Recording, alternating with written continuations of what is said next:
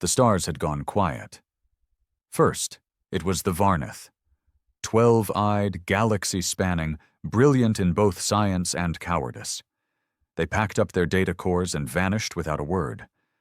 Then the Lithari, glowing crystalline beings, simply fractured their own homeworld and drifted into the void.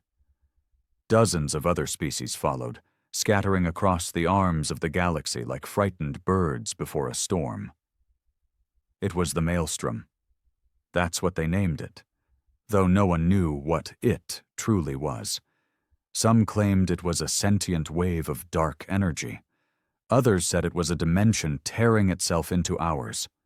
Regardless, it moved from system to system like a hungry shadow, devouring entire solar systems, leaving behind warped gravity and whispers that drove minds mad.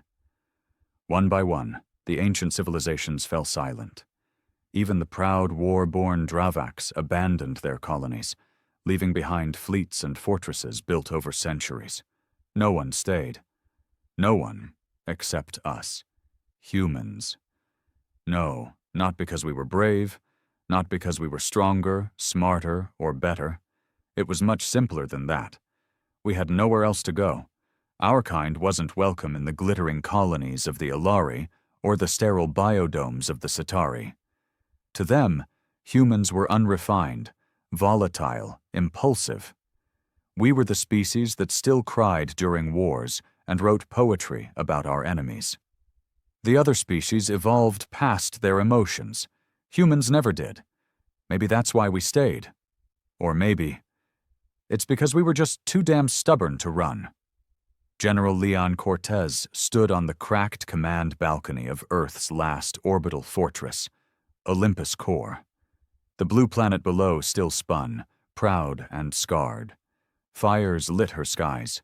From orbit, they looked like a galaxy being born beneath the clouds.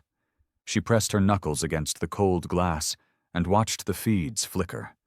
Battle lines along Mars, fractured colonies on Ganymede, silent distress calls from Europa. All of them unmanned now. The outer systems were gone. She knew that.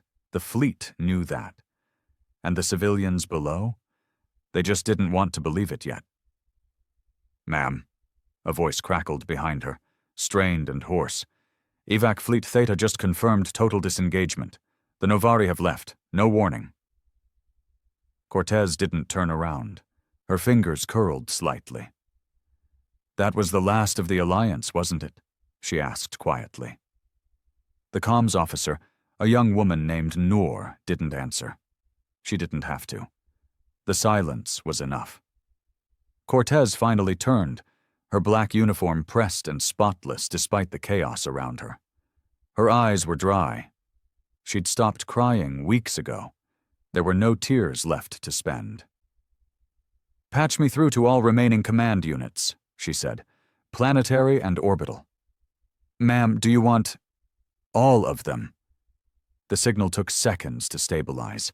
Holograms buzzed into form across the command deck, hardened men and women from across Earth's last defenses. Pilots in jumpsuits, captains with tired eyes, militia leaders wrapped in bandages. "This is General Cortez," she began, her voice steady, cutting through static and doubt. "I won't waste your time. You've all seen the feeds. The Maelstrom is near. The other species have made their choice. They think we'll run. They think we'll scatter. They think Earth is already lost."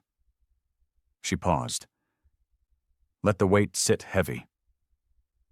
"They forgot who we are. They forgot what it means to be human." Around her, heads lifted. Screens blinked. Fists clenched. "We don't run. Not from monsters. Not from nightmares. Not even from gods. This is our world, our sky, our blood in the soil. If this is the end, then let it be our end.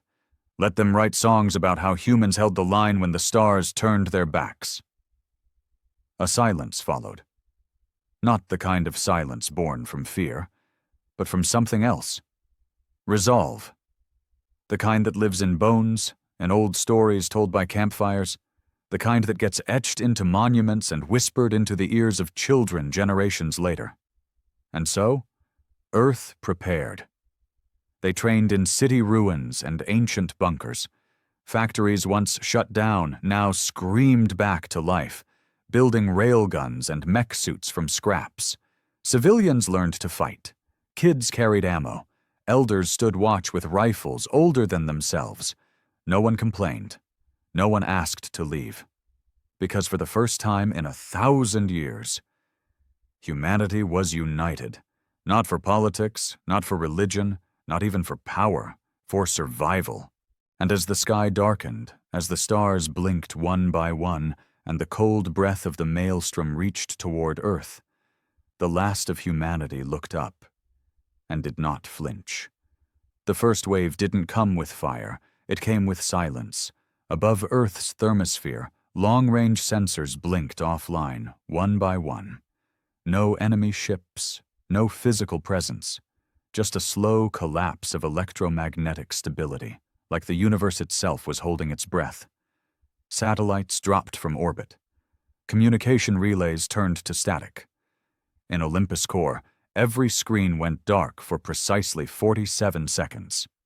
And then, the screaming started. Not on the comms, not over speakers, in their heads. Private Ellis, stationed on the Southwatch orbital turret, fired 3 rounds into the steel walls of his cabin before turning the gun on himself. His last words were, "Make them stop whispering." The turret never came back online. On Earth, thunder rolled across the skies without clouds. Birds fell from trees mid-flight. Dogs howled into corners. Children clutched their heads and screamed without understanding why. It was like a weight pressing down from the heavens, soundless, shapeless, but undeniable. Cortez watched as her crew staggered under the pressure. Some bled from the nose. One man collapsed entirely, his body jerking with seizures. And yet, she remained standing. Maybe it was stubbornness. Maybe it was the implants in her skull that filtered high-frequency feedback. Or maybe, just maybe, the maelstrom hadn't quite figured out how to break her yet. "Systems rebooting," Noor gasped behind her, sweat dripping from her temple. "EMP defense is holding. Optical backup is online. We're blind beyond geosync orbit, but Olympus Core is stable." Cortez clenched her fists. "What about the ground?" "Power surges reported across all sectors," Noor replied. "Civilian casualties rising. Infrastructure is holding, barely." She nodded grimly. This wasn't a battle of bullets. Not yet. The maelstrom was testing them, trying to break their minds before their bodies. "Tell the planetary command to initiate the Echo protocols," she ordered. "Scramble every psych-shielded drone. I want eyes above every continent. If this thing is coming, I want to see its goddamn shadow." Down on Earth, the defenses stirred. New York's skyline, half collapsed and dark for decades, lit up with anti-air batteries and automated targeting grids. In Siberia, the underground hangars of base Vostok groaned open, releasing manned interceptors and drones equipped with shielding tech the rest of the galaxy had mocked as primitive overkill. On the Pacific coasts, entire naval fleets, once mothballed, now steamed into formation, crewed by volunteers who'd once been chefs, janitors, or retired veterans who'd sworn never to fight again. But there they were, preparing for a war against a thing no one had ever seen. And then, finally, it came. No ships, no weapons, just a shape. A black wound in the sky just beyond Luna's orbit. At first it looked like a tear in space itself. Stars behind it disappeared, not dimmed, not obscured, gone. The moon cast a long, trembling shadow across Earth, one that pulsed with irregular flickers. Some believed it was alive. Others thought it was death given form. The maelstrom. Cortez stared at it on the optical feed, her jaw set tight. "Is it moving?" "Yes, ma'am," Noor whispered. "Velocity increasing. Trajectory is direct Earth impact." "How long?" 72 hours. The room fell quiet. Cortez turned to her second-in-command, Major Kai Lorne, a mountain of a man with scars like old road maps across his skin. He didn't flinch. Neither did she. "This is it," she said. Kai nodded. "About time?" They both turned toward the crew, eyes bloodshot, faces pale, but none of them wavered. "We've got 3 days to show the galaxy why we're still here," Cortez said loud enough for the entire deck to hear. 3 days to build a wall out of blood, bone, and fire. They all ran. We stayed. So when this thing reaches us, we hit back. Every screen came alive. A single word blinked in crimson across the command center and down into the cities below. Hold. It was the only order left to give. And in the shadow of a dying galaxy, humanity obeyed. The countdown began. 72 hours became 60, then 48. By the time the last day approached, the skies over Earth looked like they had teeth. Orbital turrets bristled like porcupines. The North Atlantic shimmered with defense satellites and fusion-hardened carriers. Cities once full of flickering neon and concrete decay were now fortresses made of humanity's last breath.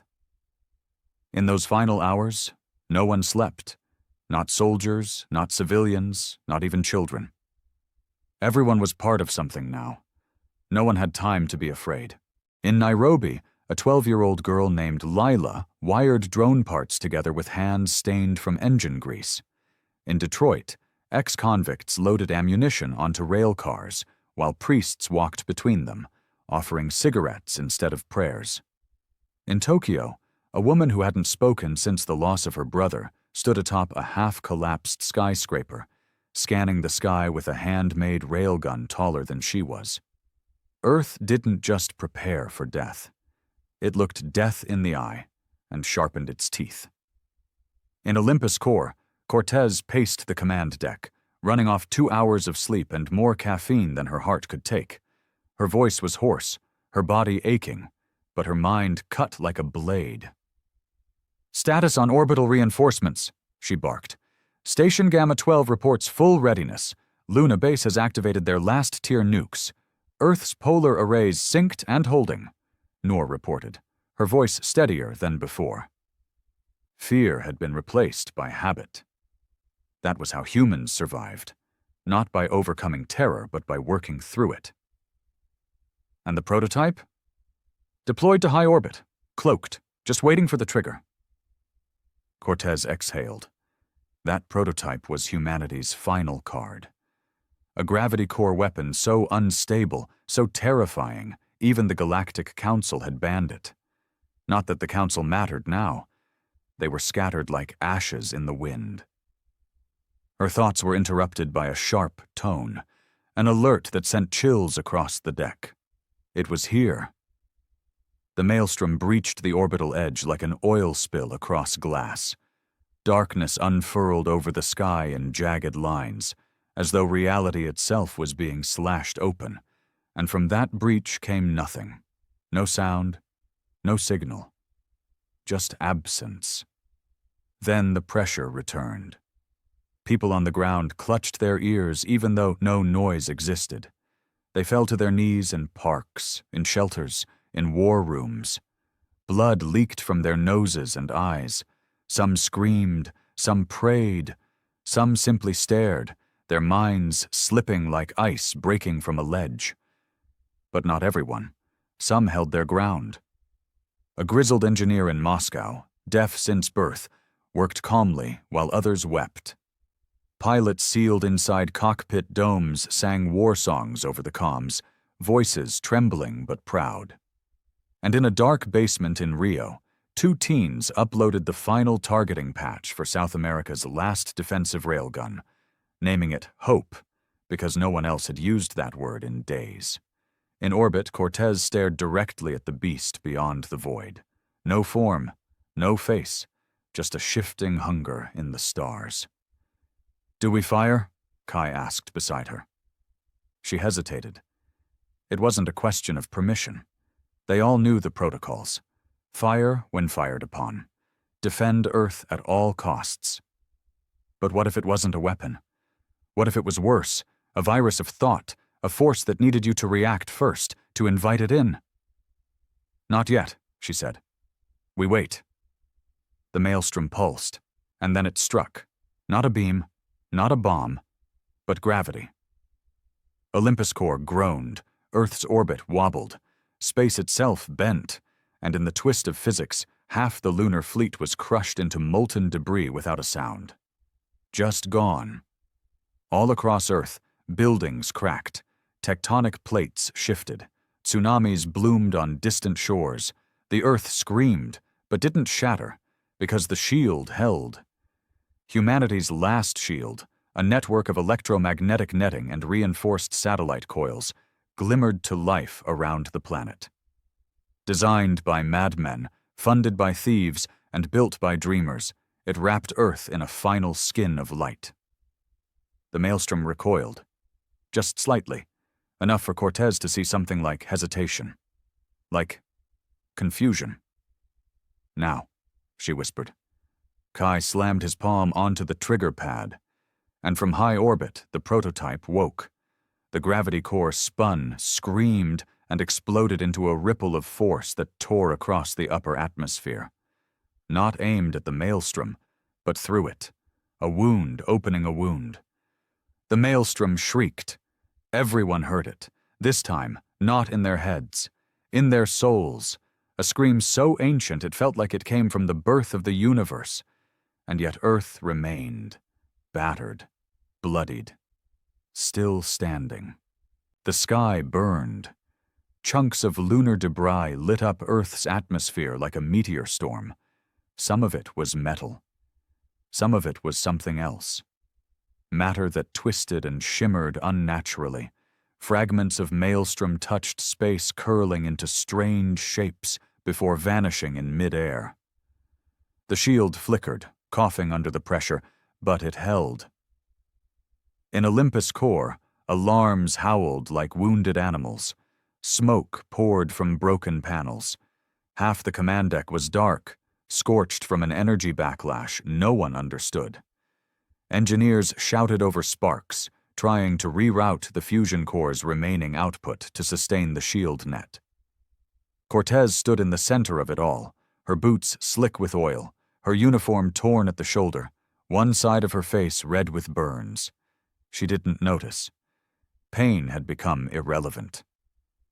"Report!" she barked over the chaos. "The prototype weapon destabilized the outer edge," Noor shouted back. The maelstrom flinched, literally flinched, but it's regrouping. Movement detected again. Denser now, faster. Kai stumbled to her side, coughing, a deep gash across his forehead. "We heard it, didn't kill it, and now it's pissed." That seemed to be the consensus. Across the globe, people cheered when the maelstrom recoiled. For one brief moment, hope surged. But Cortez knew better. Hope wasn't a plan. Hope was just air between one strike and the next. "Begin the final line deployment," she said, barely above a whisper. "Ma'am?" Noor blinked, eyes wide. "That's our last tier." Cortez didn't flinch. "I'm aware." Earth's final defense was codenamed Red Ash, a global network of nuclear reactive kinetic rods, each the size of a city bus, buried deep beneath the crust in seismic fault lines, deserts, and old mine shafts. Not meant to attack, meant to bury the Earth in so much raw chaos that nothing, not even a god, could land without being torn apart. It was the doomsday button, the scorched Earth option. But they were already living on scorched Earth. Within minutes, tremors rippled across fault zones. Massive silos opened in remote zones from Australia to Alaska. Missiles the color of old bones rose silently into launch position. There was no ceremony, no speeches, just codes entered by tired hands. Meanwhile, above the clouds, the maelstrom descended. And this time, it wasn't just a shape. Tendrils of black nothingness stretched toward the planet, not moving through space, but removing space around them. The sky folded. Stars blinked out again. And with every mile it closed, more people collapsed. On the ground, Hospitals overflowed with civilians vomiting, convulsing, or catatonic. People whose minds were too fragile to withstand the psychic pressure. Even strong ones, soldiers, commandos, hardened survivors, began to break. But they didn't run. No one ran. In every command center, every outpost, every city, people tightened their grips on weapons. They wiped the blood from their faces. They screamed into comms, and they stood. In São Paulo, a battalion of ex-militia turned rescuers held the city's last overpass as a command relay post. A man with no legs manned a missile battery with his tongue via neural controls. In Beijing, a schoolyard was converted into an artillery pit. Children carried shells. Teachers fired them. And in a small cabin in Kentucky, a grandfather sat in his rocking chair, holding the hand of his grandson, watching the sky boil. "Is this the end?" the boy asked. The old man looked up, eyes steady. "Number, this is the part we earn the right to not end." Back in orbit, the maelstrom reached the upper atmosphere. Its tendrils made contact with the shield. The sky screamed. Waves of energy rippled across the net. Cities browned out. The ocean trembled. For 5 whole minutes, humanity teetered on the edge of oblivion. And then, a single tendril broke through. One. It pierced the shield near Kazakhstan, snapping through space like a whip made of gravity and madness. It struck a city, Almaty, and the impact didn't explode. It erased. Buildings folded inwards. Color drained from the world. People vanished mid-step. Cortez felt it before the report even came in. Her throat clenched. "No." Kai slammed his fist into the railing. "We have to launch the Red Ash, now!" Cortez didn't move. "No," she muttered, her eyes focused on something else. The feed.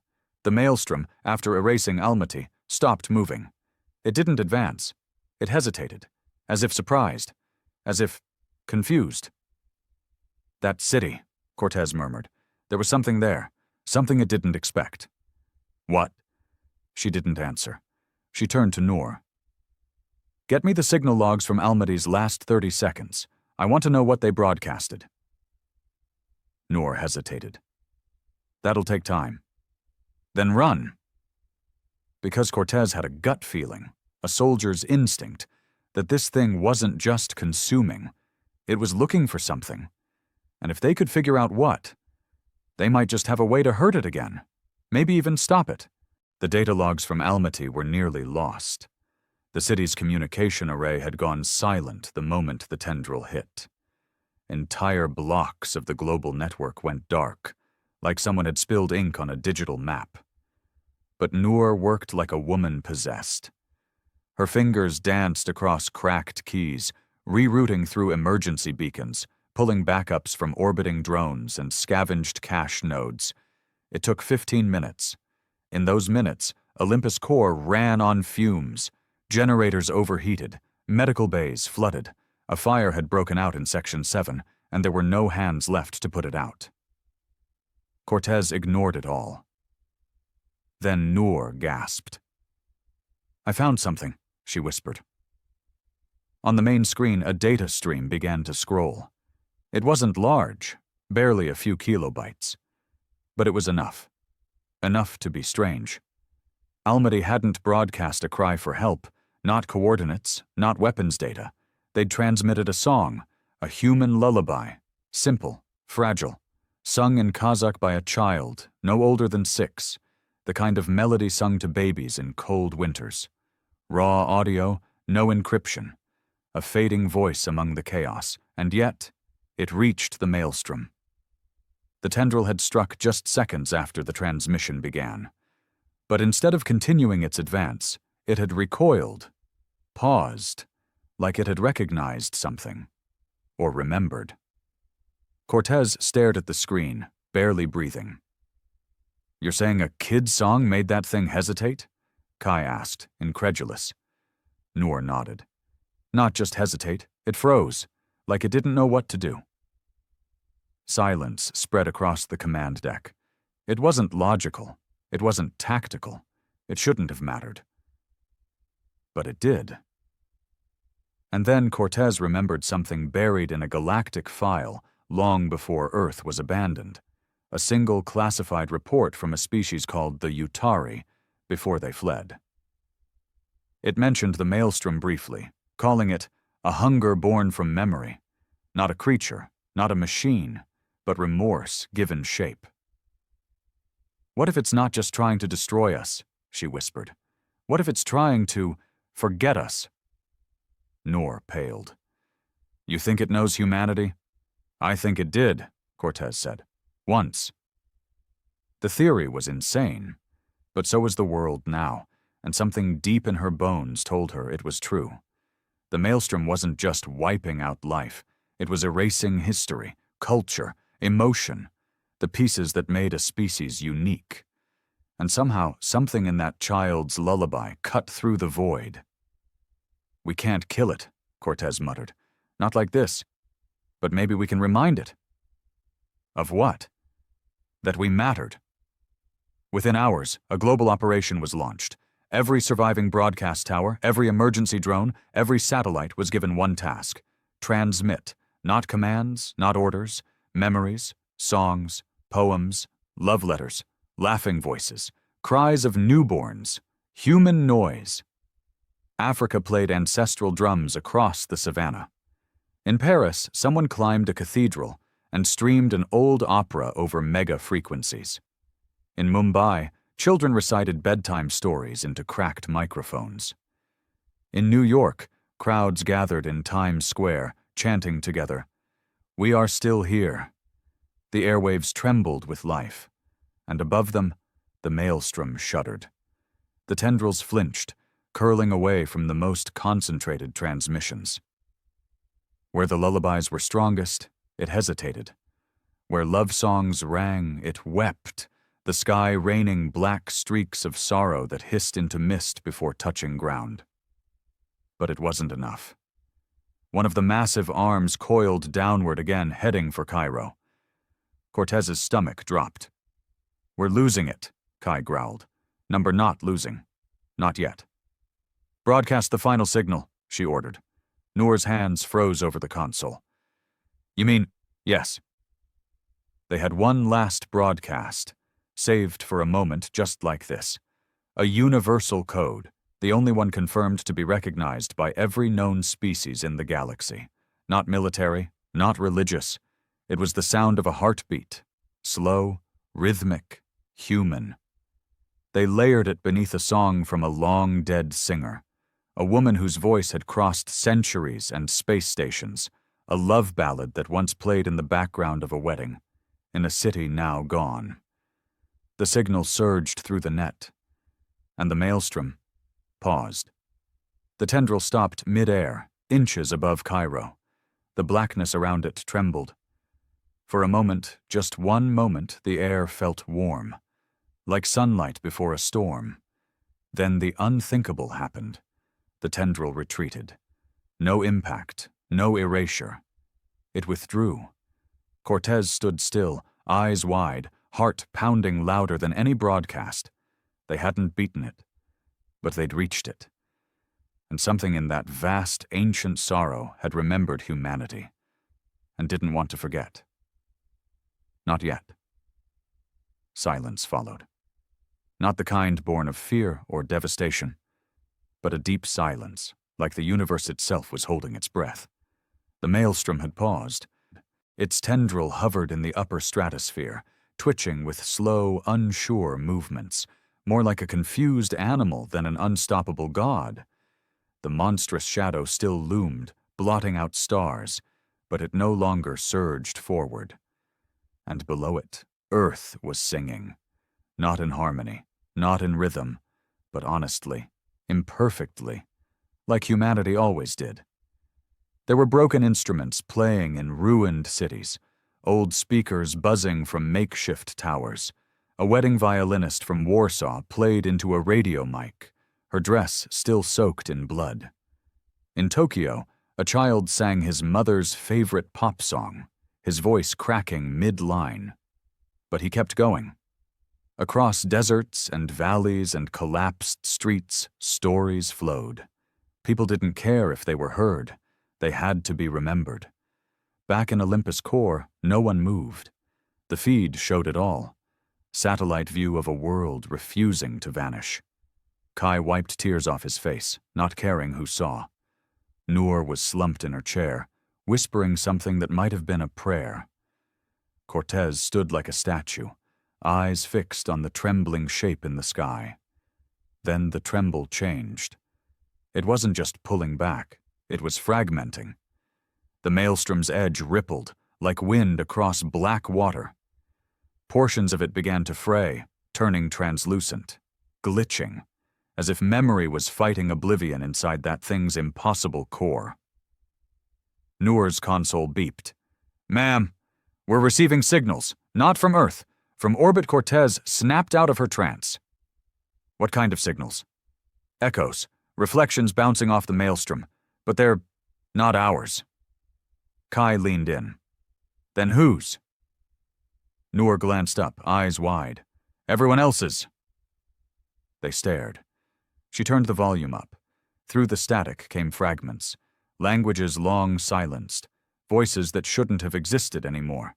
An Aurelian battle hymn, a Grelic lullaby, the Unduri's harmonic death chant, and dozens more, the echoes of the species that had once lived and fled.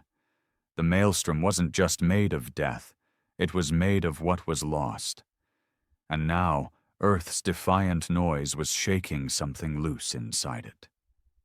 "They tried to sing too," Cortez whispered.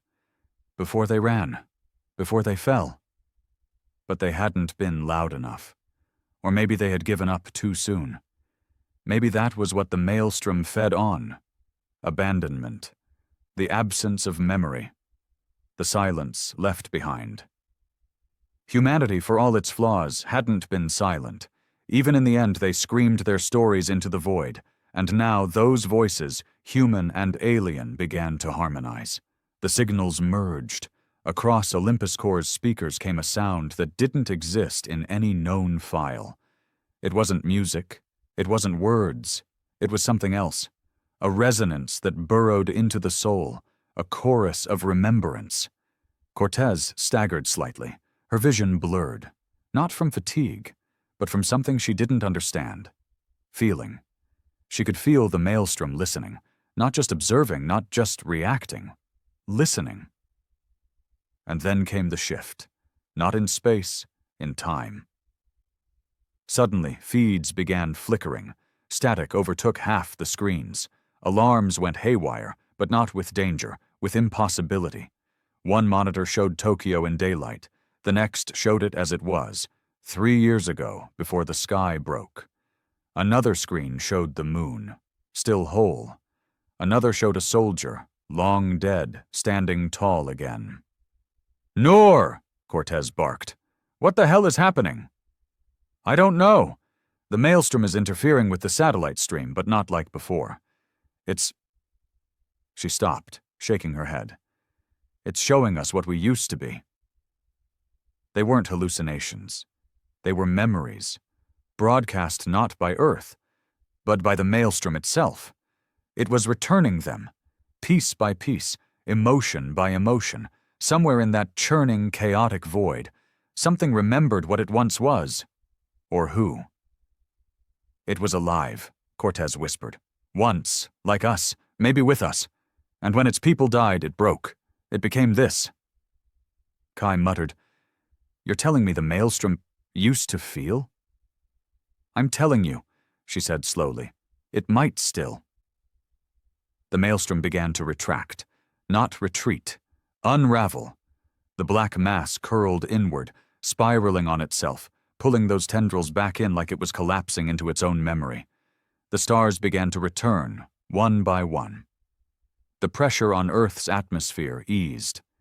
The shield net, cracked and flickering, stabilized. People watched it happen in stunned silence. In Kenya, a grandmother held her granddaughter tight, whispering stories of the old world.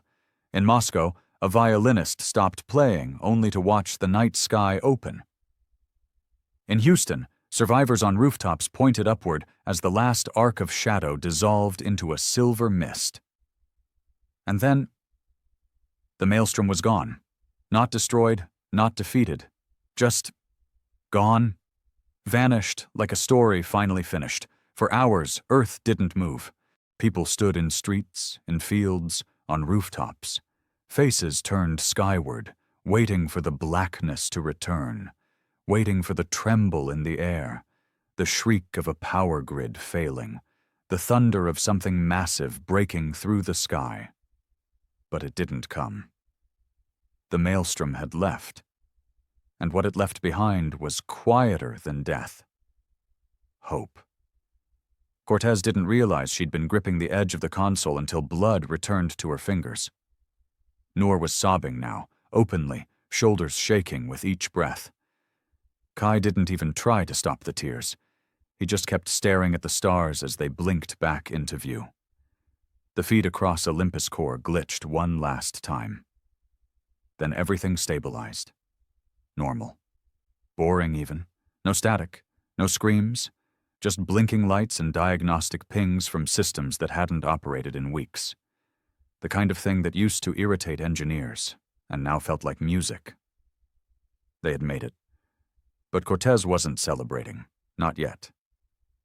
"Status?" she asked, voice hoarse. Noor wiped her eyes, nodded. "Satnet's operational. Shields back up at 48% and climbing. Atmospheric pressure normalizing in all sectors. Communications are syncing globally again." Kai let out a breath. "No new incursion signatures?" "Nope. Whatever it was, it's gone." Cortez looked around at her people. Tired, broken, grimy and barely standing, but alive. "Then get me a line," she said quietly. "Global." Noor didn't ask what for. She just made it happen. A few seconds later, Cortez's face appeared on every remaining screen in the world, projected on shattered billboards, broadcast through military channels, played on scavenged radios and solar rigs. She didn't prepare a speech. There was no time for that, so she just spoke the truth. "This is Commander Evelyn Cortez of Olympus Corps." She took a breath. The maelstrom is gone. Even just saying it felt dangerous, like tempting fate, but she pushed on. "We didn't win through weapons. We didn't win through strategy. We survived because we remembered. We fought by feeling, by refusing to be forgotten." She paused. Let it settle in. "You didn't run. You didn't hide. You sang into the darkness and someone, heard you, and that was enough." The signal echoed across the globe. People cried, laughed, fell to their knees. "In the coming days, we'll dig out the rubble. We'll bury the lost. We'll rebuild. But we do so knowing one thing. Humanity stood when every other species fled. We stayed. We endured. And now, we begin again." She cut the feed herself. No applause, no ceremony, just silence. But a different kind of silence now. One filled with possibility. That night, Cortez didn't sleep. None of them did. Olympus Corps became a different place in a matter of hours. Engineers climbed over wrecked panels, fixing power lines and reinforcing the shield generators. Medical staff returned from the depths of their shelters to treat burns, bruises, and fractured bones. They weren't running anymore. In the quiet corner of the base, Noor and Kai found something strange. Deep in the broadcast logs, buried beneath all the human songs and memories, they found a ping. A single data point that hadn't come from Earth. Encrypted, alien, very old, but it wasn't a threat. It was a reply. Cortez stared at the screen, blinking at the string of code. "What does it say?" she asked. Noor hesitated, mouth half open. "It's not in any known language, but the pattern—" Kai leaned forward. "It's music, some kind of tone series. The structure's mathematical, but it loops, like a chorus." Noor's voice trembled.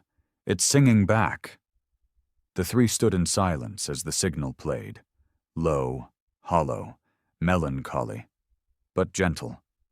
As if the maelstrom, or whatever was left of it, had left one final message in its wake. Not a warning, not a goodbye, just a reminder. It had heard them, and it remembered, too.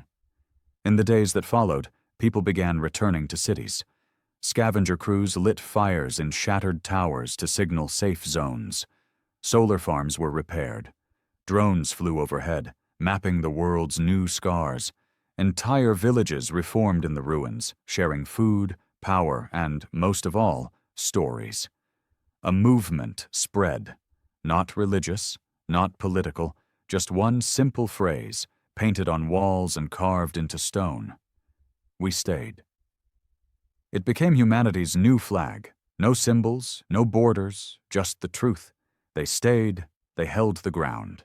And in doing so, they pulled a forgotten memory from the jaws of oblivion and made the void listen. Months passed. The Earth that emerged was not the one that had existed before the maelstrom came. It was quieter at first. Whole continents had scars that wouldn't heal for generations. Deep wounds in the land, cities erased, cultures fragmented. But amidst the rubble, something new grew. Not just rebuilding, reclaiming. They didn't call it a recovery. That word felt too soft, too clean.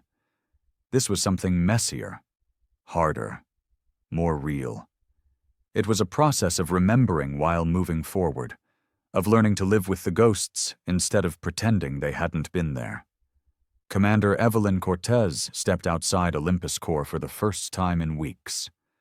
The wind felt different now, less poisoned, less heavy. The atmosphere was stabilizing, not because of any shield tech or terraforming miracle, but because the Earth itself was fighting to breathe again. Kai walked beside her, his eyes still constantly scanning the horizon, not out of fear, but habit. Noor trailed just behind them, a small device in her hand picking up signals, both human and otherwise. Every so often they'd still hear it, that echo, that low, lonely song the maelstrom left behind. It came in pulses, like whale song under the sea, faint but unmistakable. It wasn't getting closer, it was just there, watching, listening, and maybe learning. They passed a camp just outside what used to be Brussels. Kids played tag near the edge of a collapsed shopping mall. A man welded together metal scraps into a solar-powered generator, while a group nearby carved stories into long wooden planks, recording what had happened, what they had seen. Not for textbooks, for each other. To remember. People didn't trust digital archives anymore. They wanted things carved, painted, written in dirt and stone and blood if they had to be. Because when the darkness came, it had erased everything but the things they refused to let go of. When Cortez entered the circle of survivors, people turned. But they didn't salute. They didn't chant. They just nodded. That was enough. She took a seat on a crate someone offered and listened as a woman recited a tale about her brother, how he'd faced one of the maelstrom's tendrils with nothing but a broken radio and a stubborn belief that music was louder than death. He'd died. But his story didn't. Later that evening, as the sky darkened, Noor brought a new signal to Cortez. She didn't say anything, just handed her the pad. Cortez stared at the data. It wasn't maelstrom. It wasn't alien. It was human. From where? She asked. Low orbit, Noor said quietly. Lunar surface, to be exact. Cortez blinked. I thought the lunar base was gone. We all did, Kai said, voice tight. But this says otherwise. It's been dormant, powerless, until now. The message was simple. We heard the sky sing. Is it safe to come home? In the weeks that followed, more signals came. From Europa, from the Martian colonies, from the broken Dyson ring around Titan. All these years they hadn't been dead, just cut off, silent, waiting. And now they were returning. And humanity, once isolated, once on its knees, was no longer alone. They had held, not just for themselves, but for everyone. At a small ceremony atop the Andes, where remnants of world leaders and rebel fighters alike gathered, Cortez stood behind a single wooden post. There was no flag on it, no government seal, just words carved in deep, honest lines. When every other species fled, we held the ground. People gathered around it like a sacred place. Some cried, some stood in silence. One little girl asked if the maelstrom would ever come back. Cortez knelt in front of her. "If it does," she said gently, "we'll remind it who we are." The girl tilted her head. "Humans?" Cortez smiled, tired but proud. "Number, the ones who stayed." And far beyond Earth, drifting in a part of the galaxy that had never known light, something stirred. Not in hunger, not in rage, but in recognition. For the first time in eons, it remembered a name, not its own, but theirs. And it sang, low and long and sad, not as a threat, but as tribute to the stubborn little world that refused to be forgotten, to the people who screamed into the dark and made the dark listen.